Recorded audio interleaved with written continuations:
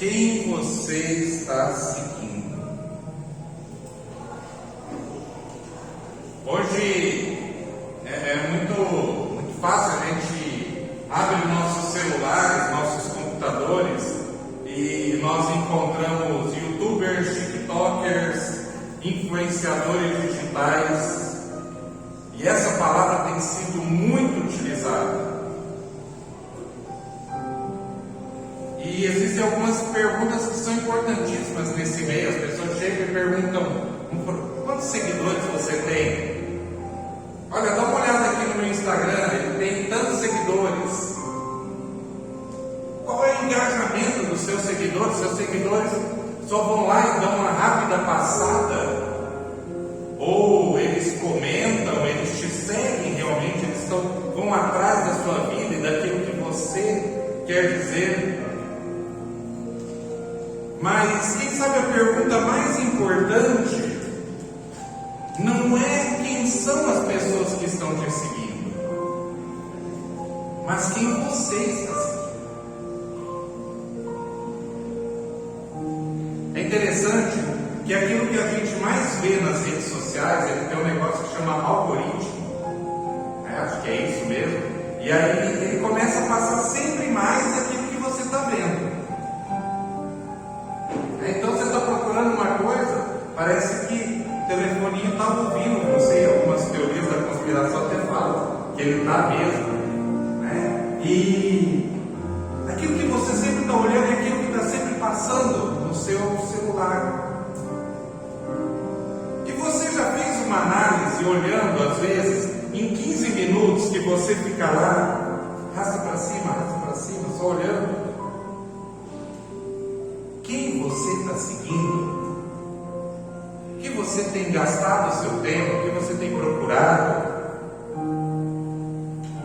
Olha só o que Lucas fala no livro de Atos, ao falar sobre o que Paulo fez ao perseguir seguidores de Jesus antes dele se converter.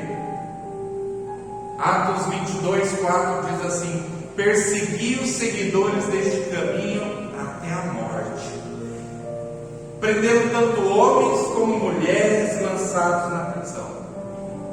Amados, na igreja primitiva, 2 milênios atrás, seguir a Jesus Cristo não era uma questão de conveniência, não era uma questão cultural, era um sinônimo de perseguição ou morte.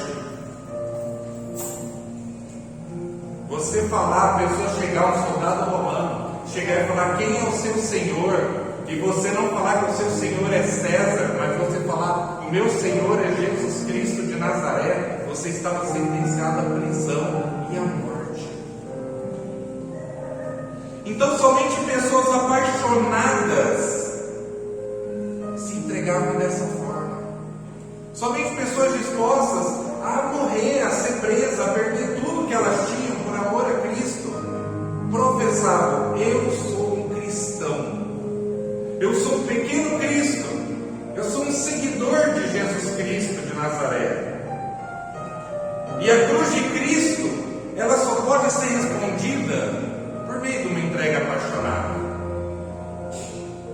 Algumas coisas mudaram, você não morre mais por professar a sua fé, mas o que Jesus quer é que você ame Ele de todo o coração, ame Ele de toda a sua alma, de toda a sua mente. A W. Tozer diz assim: a cada dia que passa, nós nos tornamos mais parecidos com aquilo que amamos. Amados, aprender a imitar. É assim que começamos a nossa luta, a nossa vida, desculpa. É dessa forma. Uma criança, ela aprende e cresce rapidamente pela imitação. Vocês viram durante o louvor as criancinhas que estavam aqui louvando e mexendo e querendo adorar o Senhor. Por quê? Porque elas viram aquilo e elas querem imitar. Carl Koenig, que é um grande pediatra, é um pediatra austríaco, fundador do movimento Champion, jovens, sobre as crianças, né? Ensino e desenvolvimento humano. Ele fala que nos 3 primeiros anos de sua infância, o homem adquire aquelas capacidades que lhe dão aqui na Terra a possibilidade da existência humana, de falar, andar e pensar. Isso tudo é aprendido até o 3º ano, até os 3 anos. Ele já está formado. E como que ele aprende isso? Ele não vai na escola, ele não sabe ler, ele aprende por ver as outras pessoas fazendo. Ele aprende por imitar. Então é por isso que nessa fase da vida a criança exige a repetição do adulto. Ela tem a necessidade de imitar. E aqueles movimentos voluntários são aprendidos por imitação. Não são capacidades. A criança não nasce aprendendo a andar, ela não nasce aprendendo a falar, ela não nasce aprendendo a pensar. Mas pela imitação ela vai fazendo. Então pode-se, portanto, estimular o desenvolvimento motor da criança por meio do bom exemplo. O ensino de boas maneiras, admoestações e regras. Muitas vezes a gente chega para a criança e fala assim: não pode isso, não pode aquilo, não faça isso, não faça aquilo. Mas esse ensino não é tão importante quanto o exemplo. Adultos nem sempre observam. Esse ensino não tem quase efeito nenhum numa criança pequena.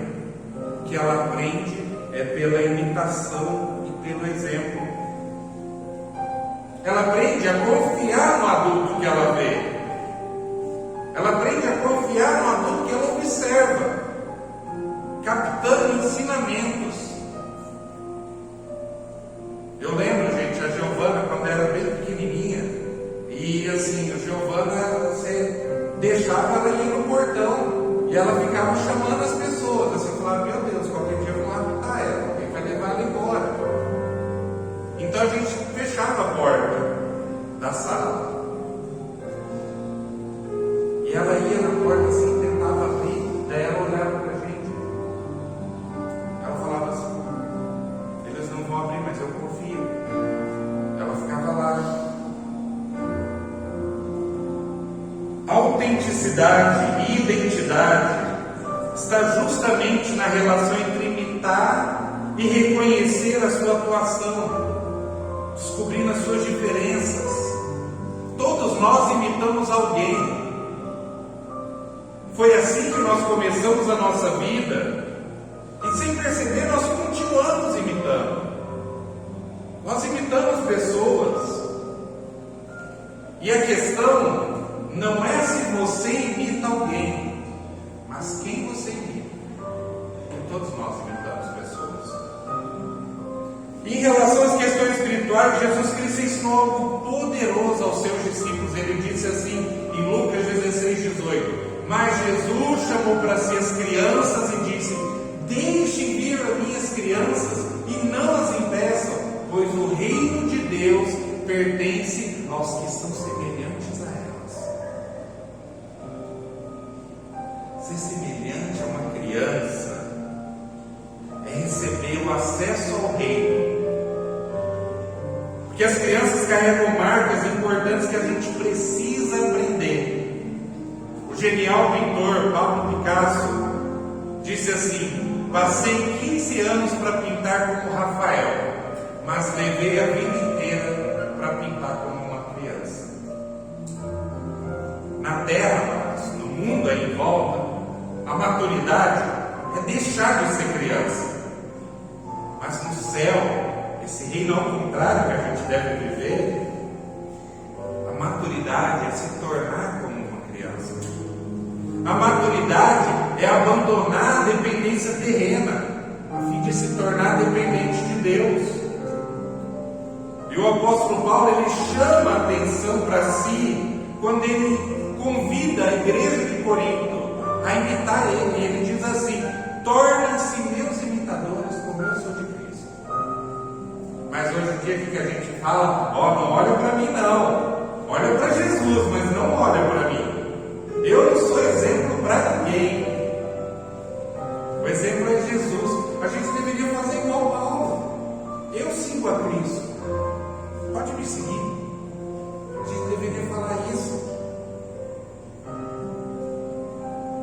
Observe esses termos na fala de Paulo. Tornem-se, do grego ginomai, tornar-se, vir à existência, começar a ser feito. Imitadores, do grego mimetes, imitador, trazer à mente, fazer lembrar. E como eu sou, do grego katos, na mesma proporção, na mesma medida. Então, façam vir à existência, tornem-se, tragam a sua mente, façam lembrar a todo momento, na mesma proporção que eu sou um imitador de Cristo sempre também. Que dificuldade a gente tem de falar isso hoje, né? Na proporção que eu sou imitador de Cristo, você pode imitar que você vai estar bem. Isso é poderoso, amados. A proporção que as pessoas conhecerão de Jesus será a mesma que eu dedico para imitar. A proporção que as pessoas conhecerão de Jesus será a mesma que eu me dedico para imitar. Isso é muito forte, amados.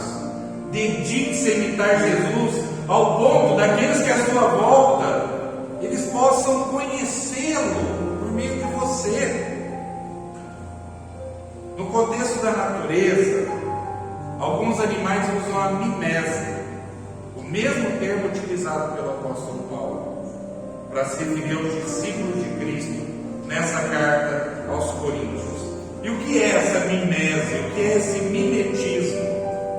É uma adaptação na qual o organismo possui características que o confundem com um indivíduo da outra espécie.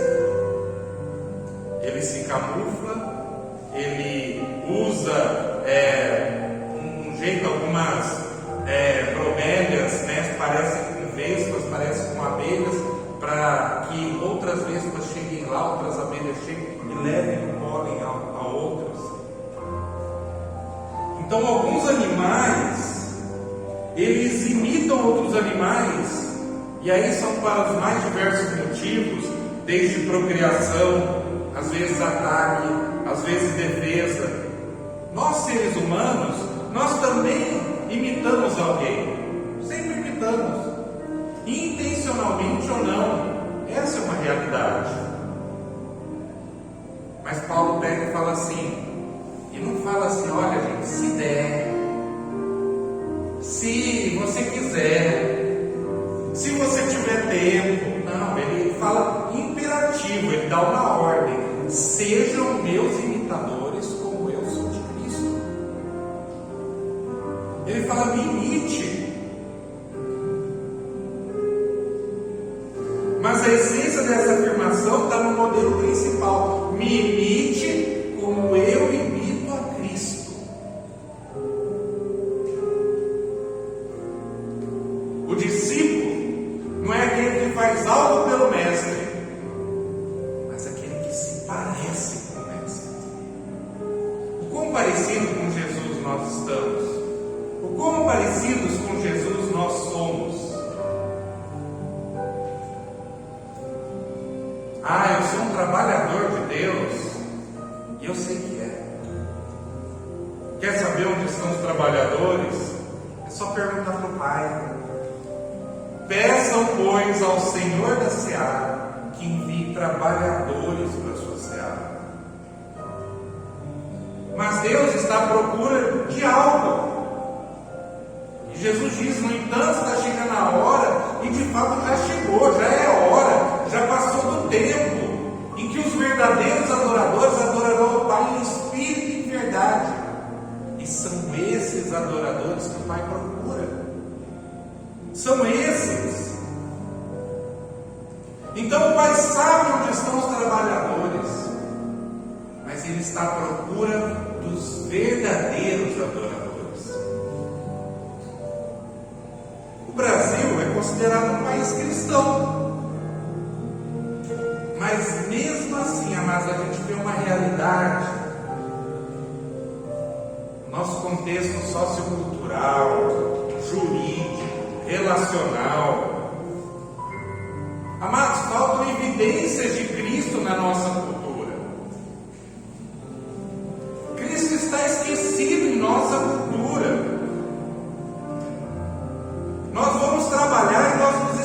esquecemos de imitar a Cristo. Nós chegamos na nossa casa e nós esquecemos de imitar a Cristo. Nós vamos para nossas escolas, nossas faculdades e esquecemos que nós somos imitadores de Cristo. E aí o que acontece? Qual é o exemplo que as pessoas veem? Mahatma Gandhi disse assim: eu gosto de Cristo, não dos seus cristãos.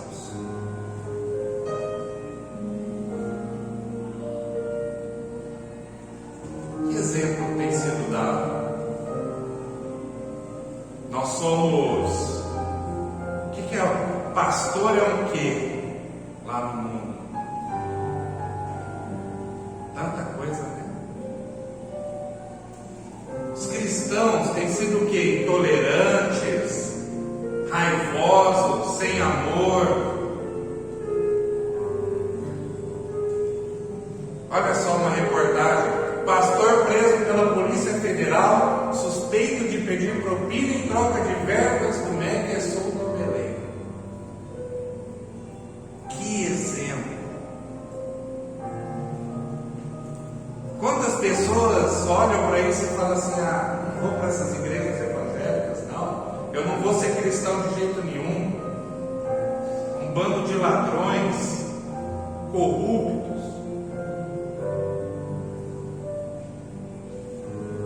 Então vamos pensar e vamos refletir, porque eu não quero ser assim. Nós não queremos ser esse exemplo de cristão. Nós não queremos ser esse tipo de pessoa que as pessoas olham. E eu tenho certeza que você já ouviu essa frase. Que eu ouvi. Se for para ser crente desse jeito, eu prefiro ficar no mundo. Qual é o exemplo que nós estamos dando? Vamos pensar e vamos refletir sobre esse tema em um dos momentos que Pedro vivencia quando Jesus Cristo é preso. A Bíblia diz que ele seguia de longe, foi até o pátio do sumo sacerdote, e Jesus naquele momento está sendo apresentado ao Sinédrio, 70 líderes religiosos julgando e rechaçando a Jesus, e Pedro... Então olha só que situação acontece. Pedro estava sentado no pátio, uma criada aproximando-se dele e disse: você também estava com Jesus, o Galileu. Mas ele o negou diante de todos, dizendo: não sei do que você está falando. Depois saiu em direção à porta, onde a outra criada viu e disse aos que estavam ali: este homem estava com Jesus, o Nazareno. E ele, jurando, negou outra vez: eu não conheço esse homem. Pouco tempo depois, os que estavam por ali chegaram a Pedro e disseram: certamente você é um deles, o seu modo de falar o denuncia. Às vezes falam assim: não está amarrado, glória a Deus. Aí ele começou a se amaldiçoar e a falar: eu não conheço esse homem. Imediatamente o galo cantou.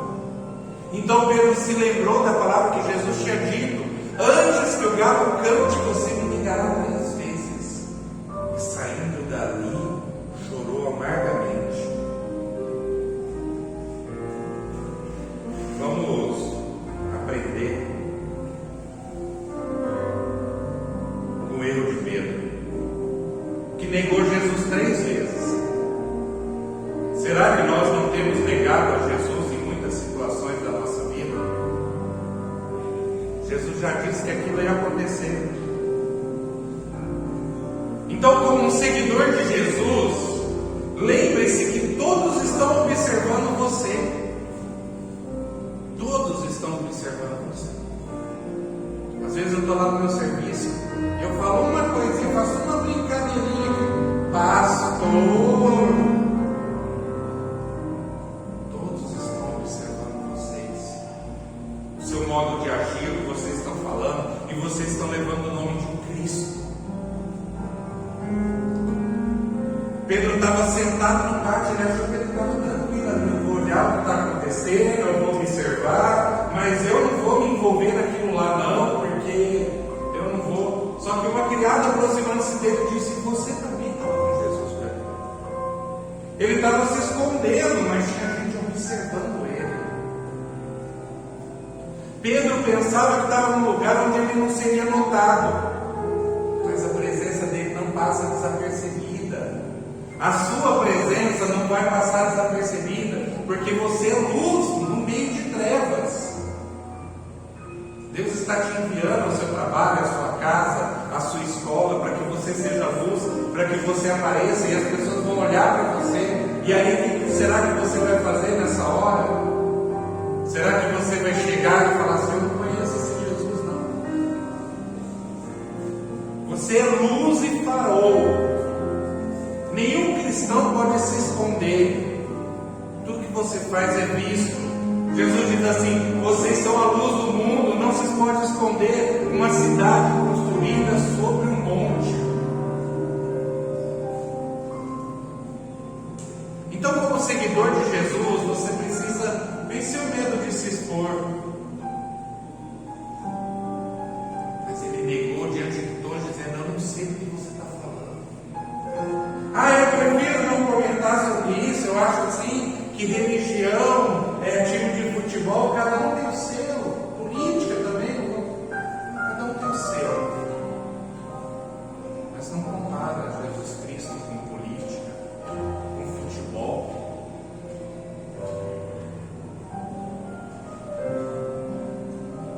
De uma história de um empregado que o patrão dele chegou para ele e falou assim: qual é o seu time de futebol? Ele fala: é tal time. E como que está teu time? Meu time está muito ruim, mas agora contratou um por tantos milhões e contratou outro por tantos milhões, e agora a gente vai jogar e contratar o time na semana que vem, e aí a gente vai conseguir. Ele falou assim: nossa, você sabe tanto sobre o seu time de futebol? E você é um cristão, eu nunca ouvi você falar assim com esse entusiasmo de Jesus. Tem muito cristão falando demais de política, amados. Falando demais de coisas que não tem a ver. Você olha nas redes sociais dele, ele é só política. Cadê Jesus?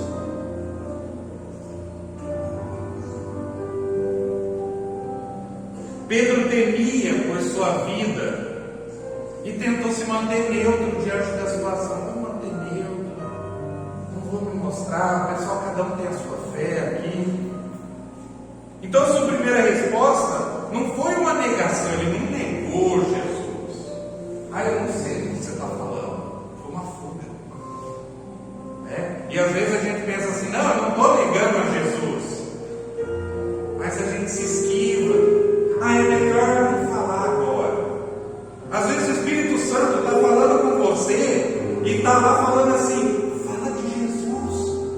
É essa hora que é para você ser usado, que você fala assim: não vou falar não. Ele foge de um posicionamento. E quando a gente age por medo, a gente se posiciona no lugar errado, do jeito errado. Então, amados, medo, ele não é um sentimento. Medo é um espírito. Pois Deus não nos deu espírito de covardia, mas de poder, de amor e de equilíbrio. Então, se a gente tem o espírito de covardia, não é de Deus. Não é Deus que está nos usando nesse momento. Não é Deus que está falando conosco.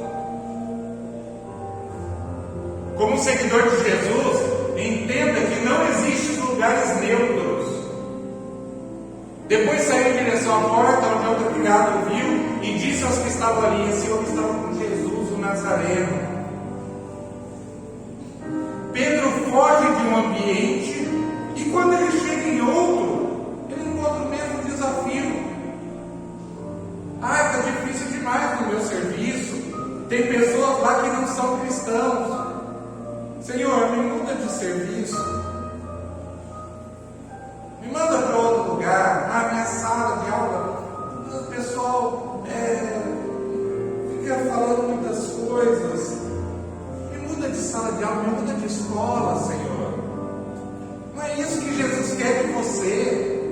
Que Jesus quer que você seja luz naquele lugar. Não existem lugares neutros no mundo espiritual. Não é uma questão do ambiente físico, mas o fato de que a presença que carregamos não pode passar desapercebida. Se nós vamos a qualquer lugar e nós não demonstramos que nós somos cristãos nesse lugar, nós já não estamos fazendo o nosso trabalho. Nós não estamos fazendo aquilo que nós deveríamos fazer. Quando ele viu Jesus de longe, correu e prostrou-se diante dele e gritou em alta voz: que queres comigo, Jesus, filho do Deus Altíssimo? Rogo-te por Deus que não me atormentes. Pois Jesus dizia: saia deste homem, espírito imundo. Já pensou se Jesus falasse assim? Não, ele pediu para sair. Olha, ele pediu para a gente melhor não conversar sobre essas coisas de Deus. Eu vou deixar em paz, Jesus. Não, a gente não fala mais disso. Mas Jesus quer que você saia. Como seguidor de Jesus, revele com ousadia o seu relacionamento com Jesus. E ele, jurando, negou outra vez: eu não conheço esse homem. Amados, muitas vezes nós, quando pessoas vão perguntar de Jesus para nós, a nossa resposta não é com essas palavras, mas é dessa forma: eu não conheço muito bem. Não, é assim, eu vou lá naquela igreja lá. Não, é assim, eu leio a Bíblia, mas eu não entendo bem essas coisas. E ele, jurando, negou outra vez: não conheço esse homem. Agora o medo leva Pedro não apenas a fugir de um posicionamento, mas a negar o seu relacionamento com Jesus. Ele diz verbalmente que não conhece. Mas um posicionamento radical ao lado de Cristo é a única forma de superar os ataques do inimigo. Às vezes você está sendo atacado e você está tentando se esquivar, tentando se esconder. Posicione-se em Cristo. Portanto, submetam-se a Deus, resistam ao diabo e ele fugirá de vocês. A Bíblia fala para você correr da tentação. Não seja super-homem achando que você vai vencer a tentação, não. Mas a Bíblia fala: submetam-se a Deus e resistam ao diabo. A gente quer resistir à tentação, a gente não consegue, não se submete a Deus, e aí a gente quer resistir ao diabo na nossa vida. Vai levar pancada, vai apanhar. Quem sabe você não está apanhando? Veja por quê.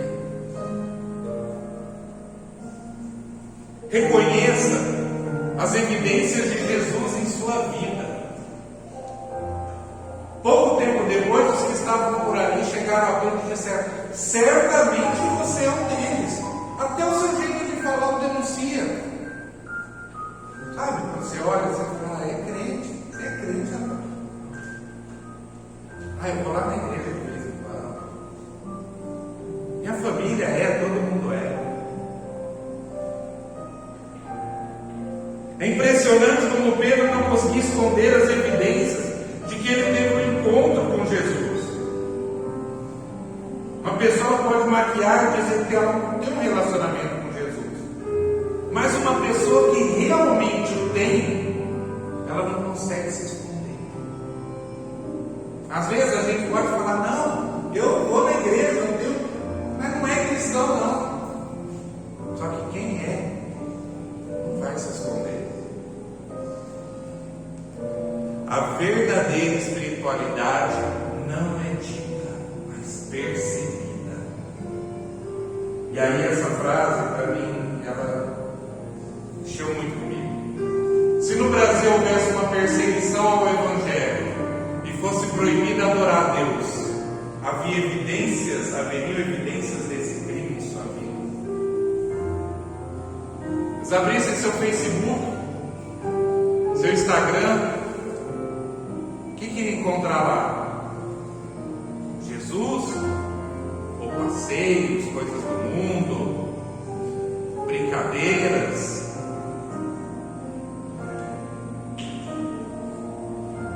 Será que eles iam encontrar provas nas suas redes sociais para falar: olha, esse aqui é cristão, esse aqui é crente?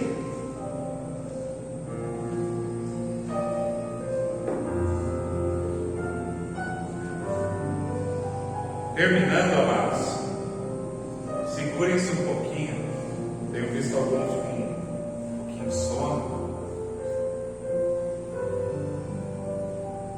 Como seguidor de Jesus, fique atento aos sinais de Deus. Gente, Pedro chegou uma hora que ele se enfureceu. Ele falou assim: não sou, gente. Eu não sou seguidor de Jesus. Para de me perseguir. Para de andar atrás de mim. Eu não sou, não. Deixa, vai lá atrás dele. Aí ele começou a se amaldiçoar e a falar: eu não conheço esse homem. E imediatamente o galo cantou.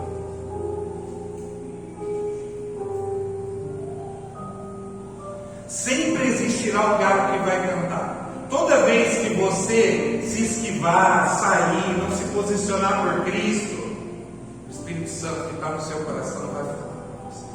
Falar assim: você não precisava me falar. Você precisava ter agido nessa hora. Deus vai enviar sinais para que possamos perceber o que está acontecendo à nossa volta e como nós estamos nos posicionando. Será que você está fazendo as coisas para agradar pessoas, para não entrar em conflitos, e está deixando Jesus chateado? Está deixando Jesus triste com seus posicionamentos?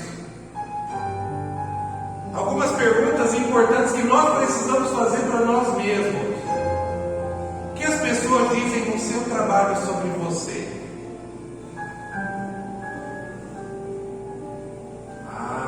Uma pessoa muito difícil de lidar. Uma pessoa, ela vive de mal-humorada, não gosta muito de trabalhar. Sabe o que as pessoas vão falar, amados? É crente, né? O que a sua família pensa a seu respeito? Deus me livre, quando a gente junta, é quem traz a discórdia. É quem pega e dá uma fogueirinha assim, ela joga um galão de gasolina. É quem gera briga dentro de casa. É quem estraga os almoços de domingo. Como tem sido a sua atitude diante dos fornecedores e prestadores de serviço? Enquanto uma pessoa varrer na rua, você finge que você nem está vendo. Você maltrata o caixa do mercado. Você fala: ai, estou com pressa, tenho que andar logo. E depois você encontra: ô pastor, glória a Deus. Será que no trânsito você está muito nervoso no trânsito, brigando demais? Cuidado, às vezes dá uma fechada assim, você xinga, você vai olhar o pastor. Alô, graças a Deus. Não faz isso não. Será que algum galo está cantando aí? Será que algum galo está revelando que você precisa mudar o seu posicionamento? Como um seguidor de Jesus, aprenda com seus erros e volte para o modelo original. Amados, Deus não tem problema nenhum com erros. Ele tem problema com falta de arrependimento. Então Pedro se lembrou da palavra que Jesus tinha dito: antes que o galo cante, você me negará 3 vezes. E saindo ali, chorou amargamente. Pedro tinha negado Jesus, mas depois falou assim: meu Deus, o que eu vou fazer? Jesus Cristo tinha dito para Pedro que ele o negaria.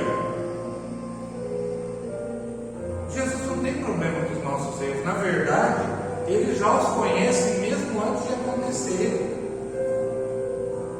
Mas Pedro chorou amargamente, não de remorso, não porque foi encontrado na falha, mas porque se arrependeu. Eu não devia estar fazendo isso, eu devia estar lá com Ele, eu devia estar morrendo com Ele, eu devia estar protegendo Ele. A tristeza, segundo Deus, produz um arrependimento que leva à salvação, e não remorso. Mas tristeza, segundo o mundo, produz morte. Se o principal medo nosso, quando nós estamos nos eximindo, é não ser reconhecido como cristãos, não sermos pegos nos nossos erros, então a gente está só com remorso. Arrependimento leva a gente a mudar, leva a gente a se transformar. Quando a cópia está errada, está suja, está desbotada, descaracterizada, ela precisa voltar ao modelo original. Às vezes você pega para fazer uma cópia e ela sai toda borrada. Você amassa ela, joga no lixo e começa a imprimir de novo. O seu modelo original é Jesus. Não são cantores, não são pessoas do esporte, não são pessoas bem-sucedidas no seu ramo de emprego. O seu modelo original é Jesus. Terminando, amados, depois que Pedro se arrependeu e decidiu se posicionar de uma maneira clara e evidente como discípulo de Cristo, olha só o que aconteceu. Aquele Pedro que negou Jesus, que fugiu das empregadas. Esse Pedro teve uma vida frutífera e serviço no reino. Atos 2,41 diz assim: os que aceitaram a mensagem foram batizados, e naquele dia houve um acréscimo de cerca de 3.000 pessoas. Aquele Pedro que deu um mau exemplo, que correu, foi usado por Deus para que 3.000 almas fossem salvas. Ele pode fazer isso com todos nós. Basta a gente se posicionar, amados. Basta a gente se colocar, se coloca na brecha. O pastor tem colocado sempre nos grupos da igreja: fala com alguém de Jesus. Nem que seja uma tarefinha, dá seu testemunho, fale as coisas, fale de Deus. E é impressionante, amado, quando você começa a falar isso intencionalmente, chega numa hora que você não precisa mais fazer intencionalmente, Deus começa a te usar poderosamente. Você começa a ser cheio do Espírito Santo, como foi Pedro. Então Pedro, cheio do Espírito Santo, disse: autoridades e líderes do povo. Aquele Pedro que estava correndo das empregadas, estava falando agora para o Sinédrio, estava falando para guardas romanos, sem medo. Se você começar a fazer isso, você vai viver com autoridade e ousadia.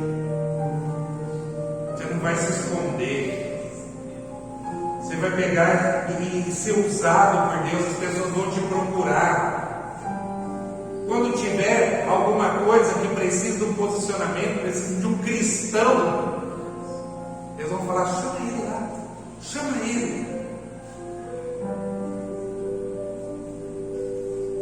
Vendo a coragem de Pedro e de João e percebendo que eram homens comuns e sem instrução. Eu não vou falar nada porque eu não tenho conhecimento, eu não fiz um seminário. Deus quer te usar para mostrar que as pessoas saibam e falam assim: é de Deus. Não é conhecimento humano que ele tem, não é porque ele é inteligente, não, é porque Deus usa ele. Ficar admirados e reconhecer que eles haviam estado com Jesus. Amado, eu já contei essa história que chegou um rapaz que trabalha comigo, me deu um presente e falou assim: olha, um dia você pegou e falou isso para mim, eu estava com problema no meu casamento e aquilo mudou a minha vida. E até hoje eu não sei o que eu falei para essa conversa tanto, são tantas vezes, mas eu não ia perguntar para ele o que eu falei mesmo com Deus. Deus usou ele, me usou e falou com ele. E é isso que deve acontecer com a gente, amados. E você está seguindo quem? Eu sigo o Neymar. Fico lá o dia inteiro vendo quem você está seguindo, quem que você está imitando. Quem sabe você ainda começa a seguir a Jesus e começa a ter uma vida frutífera, começa a ser cheio do Espírito Santo, começa a viver com autoridade e ousadia. Deus quer te usar para isso. O último texto dessa noite diz assim: como também Tiago e João, os filhos de Zebedeu, sócios de Simão. Então Jesus disse a Simão: não tenha medo, de agora em diante você será pescador de homens. Eles então arrastaram seus barcos para a praia e deixaram tudo e o seguiram. Talvez Pedro, Tiago e João fossem seguidores hoje. Eu gosto muito de ver canais de pesca. Olha, vamos pescar esse peixe, vamos pescar. Como funciona um bom barco? Que barco que é legal? Que barco que o custo-benefício dele é bom? Deixa tudo. Agora eu sigo Jesus Cristo. A gente não vê lá Pedro, Tiago e João pescadores. A gente vê Pedro, Tiago e João apóstolos, usados por Deus. Se você ainda não segue a Jesus dessa forma, hoje é seu dia de deixa tudo. Assim como Pedro, deixa tudo que você tem, deixa tudo que você está seguindo e segue a Jesus. Segue a Ele, amados.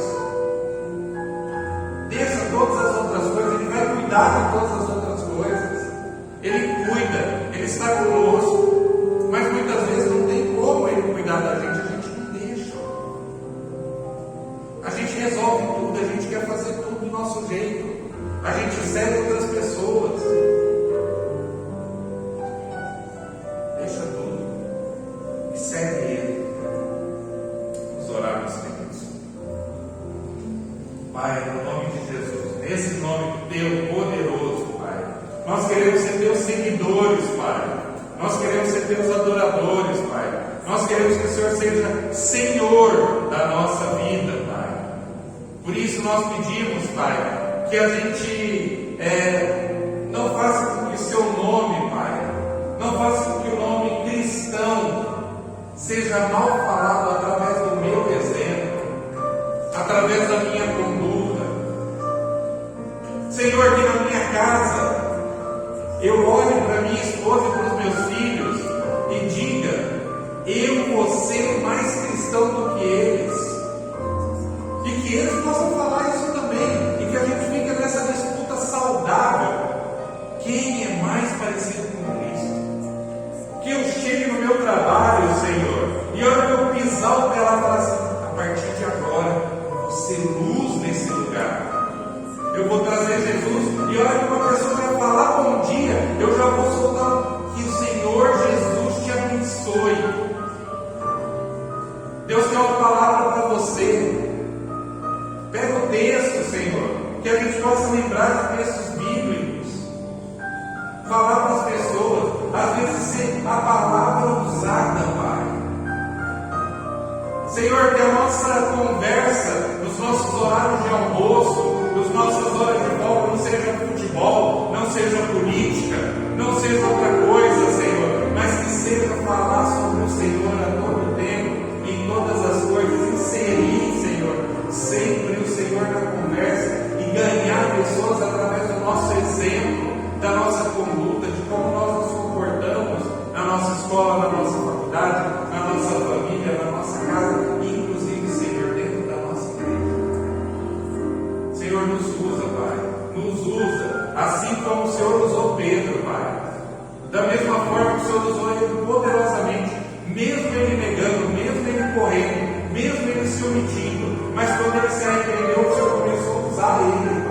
Deu espírito de ousadia sobre ele, Pai. E muitas milhares de almas foram salvas e transformadas porque o Senhor nos usou. Faz isso conosco, Pai. Que nós possamos acordar de manhã e falar assim: Senhor, é hoje o dia que o Senhor fez para nós, Pai. O que a gente vai fazer, Pai? Me coloca nas situações onde eu possa me posicionar com o Senhor, meu Pai. Que eu possa mostrar, e se preciso com palavras, mas muitas vezes que nem preciso de eu falar, que somente o meu jeito de agir já leva pessoas a falar assim: eu preciso desse Jesus.